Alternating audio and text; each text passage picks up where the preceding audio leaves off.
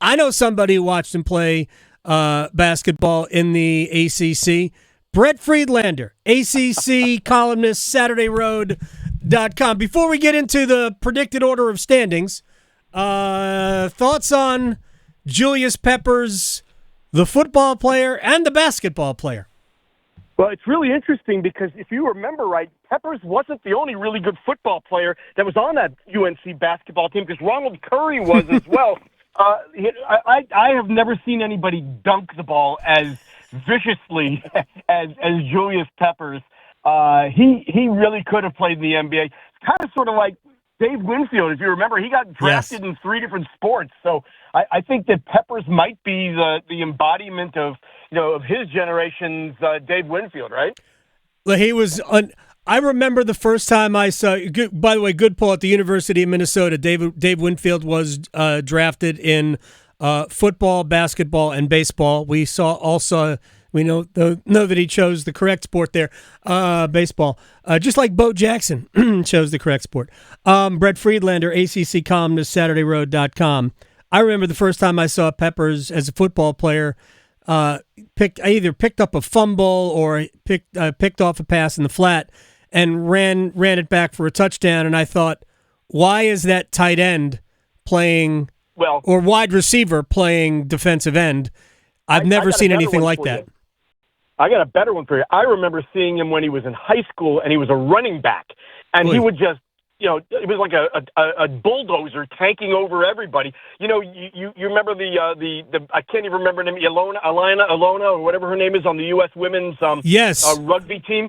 Well, he was that times another extra 200 pounds, I think. Gosh. By the way, you reference Alona Mar. She was an incredible athlete to watch at these Olympics. If Julius Peppers had picked up rugby, that we would have won many gold medals in rugby sevens. And by the way, on that bronze medal winning team, there are 2 North Carolina connections because Nia Tapper, the captain, went to UNC, and Sammy Sullivan went to my kids' high school in Fayetteville. Jack Britt, she's in the Army now. So yeah, a lot of North Carolina connections there. See, this is why we have Brett Friedlander on. We get all this information. I didn't realize that. That is absolutely fantastic. All right, so the ACC preseason order of predicted order of standings came out. I'm not surprised that we went 1-2 Florida State and Clemson. I am surprised that Cal got 2 votes, but whatever. We had 170 people vote in this, and I'm sure there were people in Charlotte that didn't vote. We had a lot of media coming there because we have 46 teams now in the league. Did anything stand out as odd to you? Well, correct me if I'm wrong, but not only did Cal get a couple of votes, but I think Georgia Tech and Boston College may also have gotten at least a vote each. Yep. That's kind of crazy. And by the way, it also is the reason why the ACC took the vote in the postseason, the actual awards that matter, away from the Sports Media Association, because there's a lot of people who are either fanboys or have no clue that are doing those things. But no, there wasn't a lot of surprises. I was kind of surprised Virginia Tech was picked 6 because I really, really like the Hokies. I think they have a lot of the same dynamics that Florida State had coming into last year. They finished strong. They lead the country in most returning production, on both sides of the ball. They're in now year 4 of Brent Pry. So they're an established program now instead of a building program. And Kyron Drones is really, I think, the most underrated guy in the conference and one of the most underrated in the country. So I thought that was a little bit strange. And then I don't find it strange. It wasn't a surprise because it's kind of a tradition, unlike any other, that Miami ends up getting picked in the top 3, and there's high hopes because they've got all this great talent. But my goodness, until they show me that they can actually back that up with some results, and Mario Cristobal doesn't throw away at least 1 to 2 games a year because of his game management skills, then come on. I mean, it's yeah. Exactly. I was surprised. Well, I shouldn't. No, I wasn't surprised because it is a tradition unlike any other, and it is interesting that Miami does often wear green. So that little phrase sort of works. There's no little yellow flag of the United States over the I guess as you're looking at it, the right pectoral. But yeah, if Miami could get out of Cristobal's way, or if Cristobal could get out of his roster's way, and Cam Ward has the season a lot of people believe, he was my pick for preseason player of the year. Can you tell us who you picked for preseason player of the year?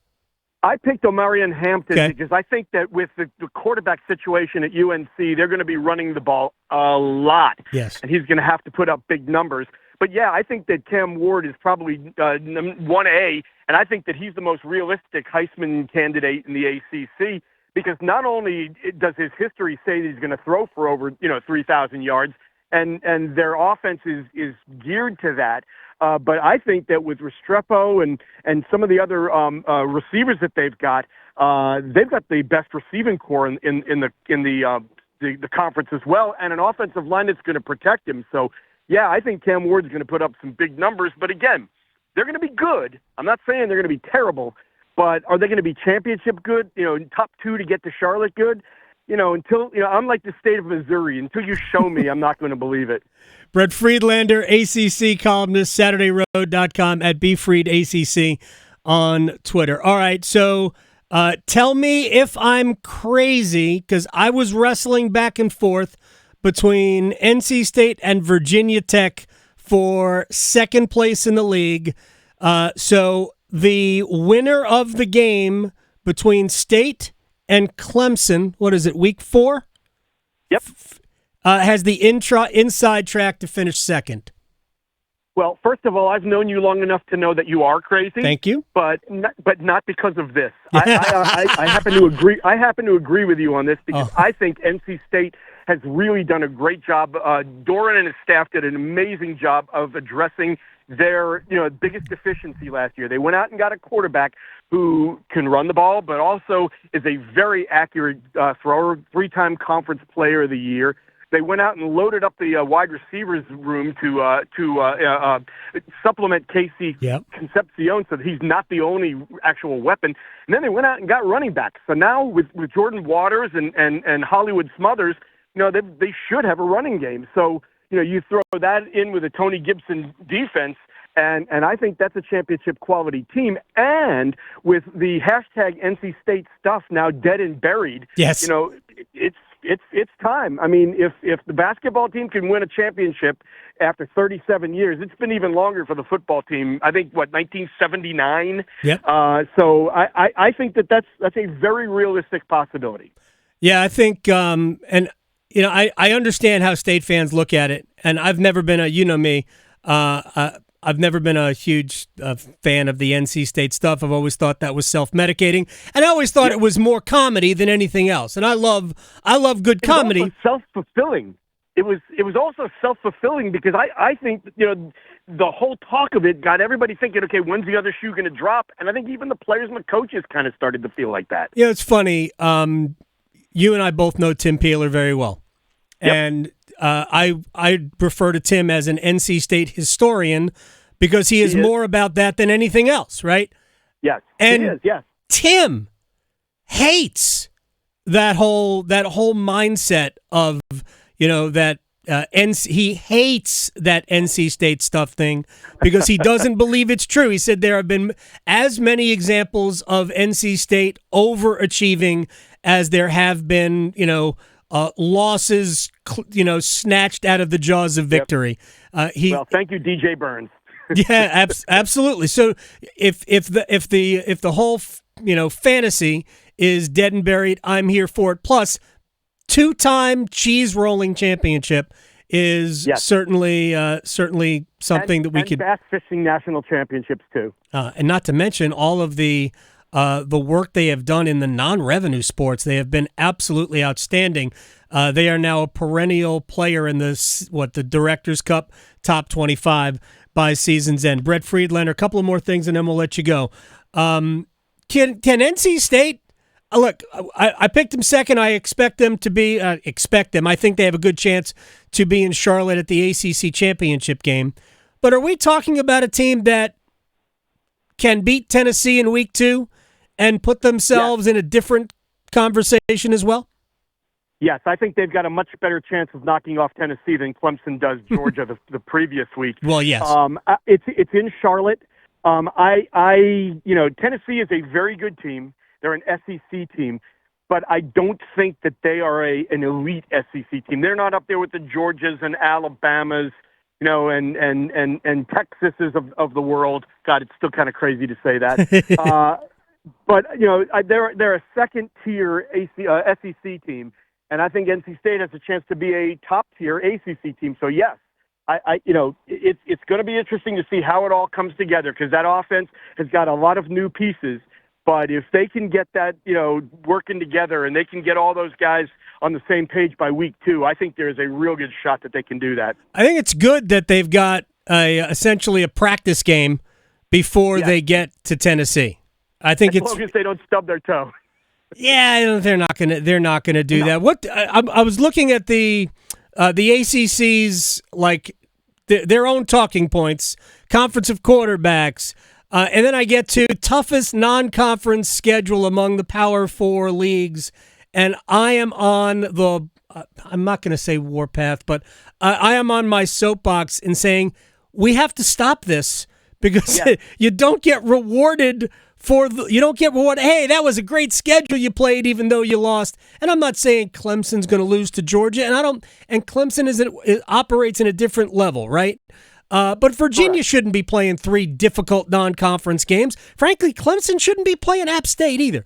No offense. I mean, it's a compliment to App State. Clemson shouldn't be playing Georgia, South Carolina, and App State in their non-conference schedule because, look, if Cade Klubnik isn't really good, they could go 0 for 3.